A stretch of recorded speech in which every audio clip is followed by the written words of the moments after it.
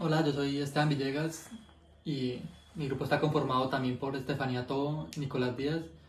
Entonces nosotros decidimos analizar la pandemia del COVID-19 que ocurrió pues a finales de 2019 y empezando 2020 y creemos que pues, eso es un problema interesante porque queremos analizar cómo las medidas tomadas por parte pues, no solo del Banco de la República sino por el gobierno pues priorizando la salud pero de forma pues indirecta afectando la economía y desacelerando esta misma, pues afectaron la economía y queremos ver pues cómo justamente estas medidas afectaron variables como las tasas de interés, la inflación, también el PIB y las exportaciones netas. Ya pasando al análisis más específico, enfocándonos en Colombia, aunque parezca sorprendente, al principio de la pandemia la inflación bajó en Colombia. Según un informe del Ministerio de Hacienda titulado Inflación y Política Monetaria, desde que empezó el confinamiento hasta marzo del 2021 se observó un descenso de la inflación del 3.8% al 1.5%. Esto debido a la desaceleración económica y también a la menor demanda y la reducción de la congelación del precio de los combustibles y el ACPM.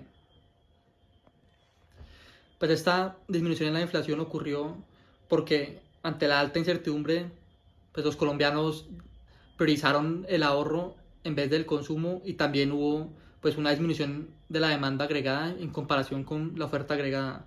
Y pues según un informe del diario La República, el consumo de los colombianos cayó un 6.7% en 2020 frente al comportamiento registrado en el 2019. Sin embargo, a medida que fue aumentando el tiempo de la pandemia, también hubo un aumento en la inflación. A finales del 2021 la inflación empezó a subir, esto explicado principalmente por distintos choques que hubo en la economía. De forma global, las cadenas de suministro globales se vieron interrumpidas y pues el precio de los alimentos básicos subió. Más específicamente para Colombia, según un reporte del Banco de la República, se encontró que en el segundo semestre del 2021 los choques al precio de los alimentos fueron los que impulsaron la inflación y que estos perdieron relevancia pues a principios del 2022, pero sin embargo siguieron representando en este año alrededor del 25% de la inflación. Y pues este choque se explica porque con el cierre de la mayoría de los sectores pues económicos se restringió la oferta de bienes y servicios disponibles, lo cual generó que hubiera pues una presión a que subieran los precios, ya que había pues más oferta, digo, ya que había más demanda que oferta. Ante un panorama caracterizado por menos luz y menos esperanza, pues donde hubo más inflación, podemos ver el papel fundamental que juega el Banco de la República y es por medio de la tasa de interés. Como vemos en la clase, esto es un mecanismo muy importante para tratar de controlar la inflación.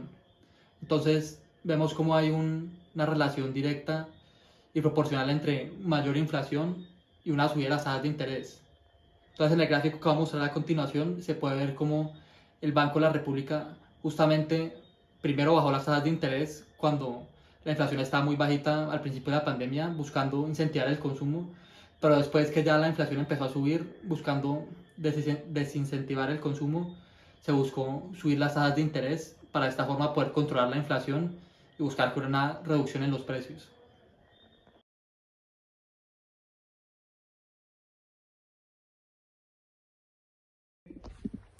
Otro impacto significativo de la pandemia fue la caída del PIB, tal y como lo habían prognosticado diversos actores económicos. El Departamento Administrativo Nacional de Estadística, o el DANE, informó que el PIB de Colombia se contrajo en un 6.8% en 2020, una cifra que refleja las afectaciones generadas por la pandemia, los confinamientos y las restricciones generales a la actividad económica del país. Una de las principales causas de esta caída fue la reducción en el consumo de los hogares. Además, un aumento en la tasa de interés, en las tasas de interés, lo cual tuvo un impacto negativo en las inversiones, las cuales disminuyeron considerablemente.